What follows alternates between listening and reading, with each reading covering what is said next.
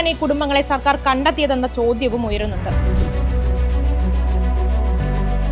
വാർഡുകളിലൂടെയും ഡിവിഷനുകളിലൂടെയും പങ്കാളിത്ത നാമനിർദ്ദേശ പ്രക്രിയ വഴി കണ്ടെത്തിയ 1,18,309 പേരെ ഷോർട്ട് ലിസ്റ്റ് ചെയ്യുകയുണ്ടായി. ഇത്രയും പേരെ വിവിധ തലത്തിലുള്ള കമ്മിറ്റികൾ പരിശോധിച്ച് 64,006 കുടുംബങ്ങളുടെ അന്തിമ പട്ടിക തയ്യാറാക്കി. കുടുംബശ്രീ മുഖേന വിപുലമായ സർവേ നടത്തി.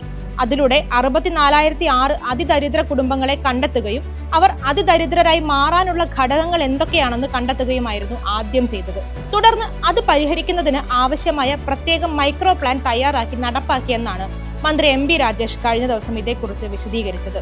ഈ പ്രവർത്തനങ്ങൾ ഏകോപിപ്പിക്കുന്നതിനുള്ള നോഡൽ വകുപ്പായി പ്രവർത്തിച്ചത് തദ്ദേശ വകുപ്പാണ്.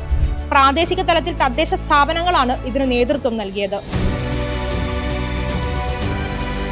അതിദാരിദ്ര്യം അനുഭവിക്കുന്നവർക്ക് അത് മറികടക്കുന്നതിനായി എന്താണോ നൽകേണ്ടത് അത് പ്രത്യേകം നടപ്പാക്കുക എന്നതാണ് മൈക്രോ പ്ലാനിങ്ങിലൂടെ ചെയ്തതെന്ന് സർക്കാർ വിശദീകരിക്കുന്നു.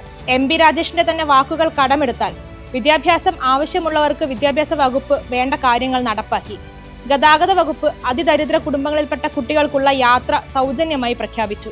4,000-ഓളം കുടുംബങ്ങൾക്ക് ഉപജീവനം നടപ്പാക്കുന്നതിന് ഉജ്ജീവൻ പദ്ധതിയിലൂടെ കുടുംബശ്രീയെ ഏർപ്പെടുത്തി. വീടില്ലാത്തവർക്കും വീട് വയ്ക്കാൻ ഭൂമിയില്ലാത്തവർക്കും റവന്യൂ വകുപ്പ് മുൻകൈയെടുത്ത് പ്രവർത്തിച്ചു. ധനകാര്യ വകുപ്പ് അവർക്കായി പ്രത്യേകം തുക വകയിരുത്തി. അതിദരിദ്ര പട്ടികയിൽ ഉൾപ്പെട്ട BPL കാർഡ് ഇല്ലാത്ത എല്ലാവർക്കും ഒറ്റ ഉത്തരവിലൂടെ റേഷൻ കാർഡ് സിവിൽ സപ്ലൈസ് വകുപ്പ് ലഭ്യമാക്കി. കൃത്യമായി പറഞ്ഞാൽ സർക്കാർ നൽകുന്ന കണക്ക് പ്രകാരം 2,553 കുടുംബങ്ങൾക്ക് റേഷൻ കാർഡ് വിതരണം ചെയ്തു. 3,125 പേർക്ക് ആധാർ കാർഡും ലഭ്യമാക്കി.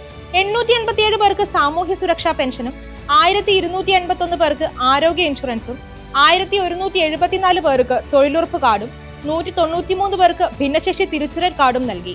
11,340 കുടുംബങ്ങൾക്ക് ലൈഫ് പദ്ധതിയിലൂടെ വീട് നിർമ്മിക്കാൻ നടപടി സ്വീകരിച്ചു. 22,054 പേർക്ക് ഇതിനകം ആശുപത്രി സേവനങ്ങൾ ഉറപ്പാക്കാനും കഴിഞ്ഞു. ആവശ്യക്കാർക്ക് ഭക്ഷ്യക്കിറ്റ് ലഭ്യമാക്കി. റേഷനും ആരോഗ്യ പരിരക്ഷയും വാതിൽപ്പടിയിൽ ലഭ്യമാക്കാൻ കഴിഞ്ഞിട്ടുണ്ടെന്നും സർക്കാർ ഈ പദ്ധതിയുടെ പ്രയോജനങ്ങളായി കണക്കാക്കുന്നു. സർവേയിലൂടെ കണ്ടെത്തിയവരുടെ ബുദ്ധിമുട്ടുകൾ സർക്കാർ പരിഹരിച്ചു. പക്ഷെ അതുകൊണ്ട് അതിദരിദ്രർ പാടെ ഇല്ലാതാകുമോ? അതിന് സർക്കാർ മറുപടി നൽകുന്നത് ഇങ്ങനെയാണ്: അതിദരിദ്രർ ഇനിയും ഉണ്ടാകും. എന്നാൽ അത് തടയുന്നതിനുള്ള ജാഗ്രത സർക്കാർ തുടരും. നിലവിൽ അതിദരിദ്ര സാഹചര്യങ്ങളിൽ നിന്ന് മുക്തരായവർ നാളെ വീണ്ടും ആ അവസ്ഥയിലേക്ക് പോകാനുള്ള സാധ്യതയുണ്ട്. എന്നാൽ അതും തടയുന്നതിനായുള്ള പ്രവർത്തനങ്ങളുമായി മുന്നോട്ടു പോകുമെന്നും പറയുന്നു. പക്ഷെ എന്തെല്ലാം പ്രവർത്തനങ്ങളാണ് ഇതുവഴി നടപ്പാക്കുകയെന്ന് സർക്കാർ ഇതുവരെ വ്യക്തമാക്കിയിട്ടില്ല.